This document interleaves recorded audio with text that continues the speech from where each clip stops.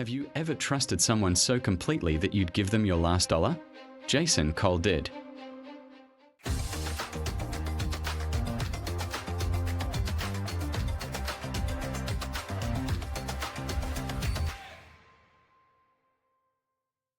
He was a man who planned everything, a financial analyst who lived by the numbers.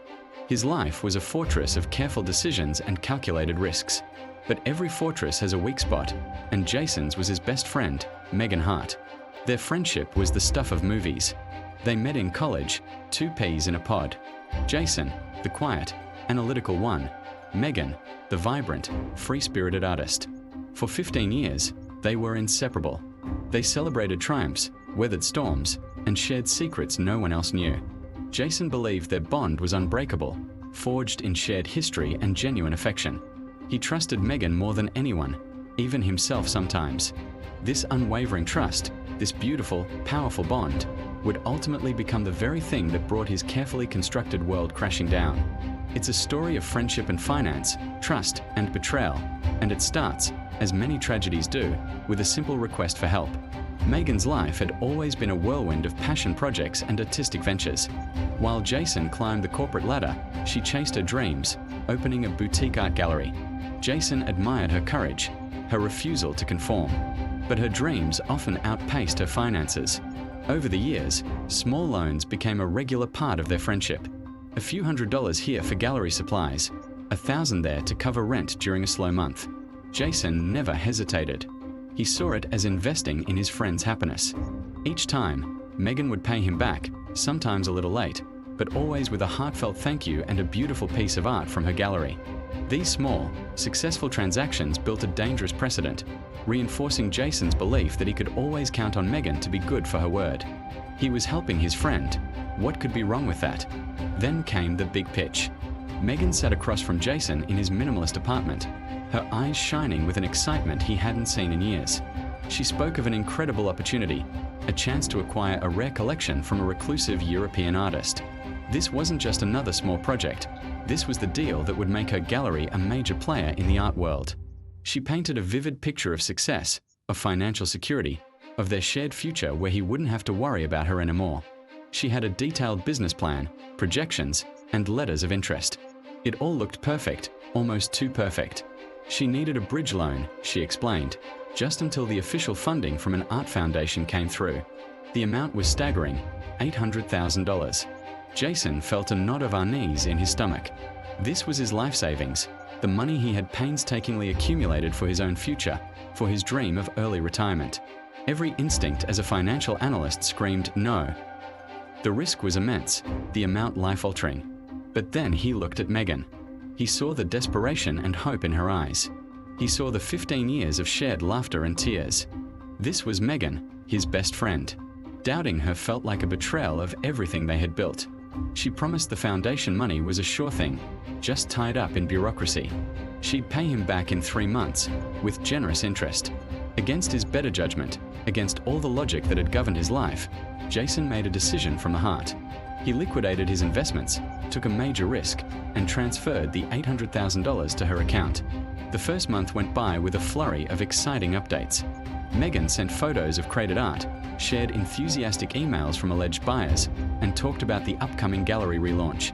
Jason's anxiety began to fade, replaced by a shared sense of excitement. He had done the right thing. He had helped his friend achieve her dream. The second month, however, the updates became less frequent. Megan's texts were shorter, her calls brief. She blamed the delays on international shipping and customs. "It's a bureaucratic nightmare," she'd say with a sigh. "But don't worry, it's all under control." Jason tried to be patient, reminding himself that big projects have big challenges. But that familiar knot of unease was tightening in his gut again. By the time the 3-month deadline arrived, there was only silence. Jason's calls went straight to voicemail. His texts were left unread.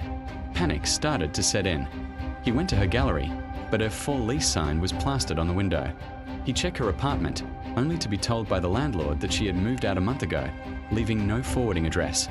It was as if Megan Hart had vanished from the face of the earth. The reality hit Jason like a physical blow. The exciting updates, the photos, the promises, it was all a lie. The business plan, the letters of interest, The reclusive European artist, the art foundation, none of it was real. He had been meticulously played by the one person he thought he could trust implicitly. The $800,000 was gone. His life savings, his future, had disappeared along with his best friend. Devastated and desperate, Jason started digging. He wasn't a detective, but he was a damn good analyst. He started tracking the digital breadcrumbs Megan had left behind. He spoke to mutual acquaintances, piecing together fragments of conversations and odd remarks Megan had made over the past year. A disturbing pattern began to emerge. He discovered that the reclusive artist didn't exist. The Art Foundation had no record of her application. The shipping company she claimed to be using was a fake. The final, soul-crushing discovery came when he found evidence that Megan had been living a double life. She had significant gambling debts and had been planning her exit for over a year. The small loans, the business plan, the entire friendship, it had all been part of an elaborate, long con. She hadn't just needed money, she had targeted him from the start. The aftermath was brutal. Jason was not just broke, he was broken. The financial loss was catastrophic, but it paled in comparison to the emotional betrayal. How could he have been so blind? He replayed their entire friendship in his mind, searching for red flags he had missed, but all he saw was a friendship he had cherished. The experience forced him into a period of deep introspection. He had to rebuild his life from scratch, not just his finances, but his ability to trust. He learned a harsh and painful lesson.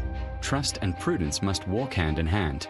You can be a supportive friend without sacrificing your own security. Jason eventually recovered financially, his skills as an analyst serving him well. But the scar of Megan's betrayal remained. It taught him that the most important investment you can ever make is in your own judgment. Never let your heart write a check that your head knows you can't afford to cash.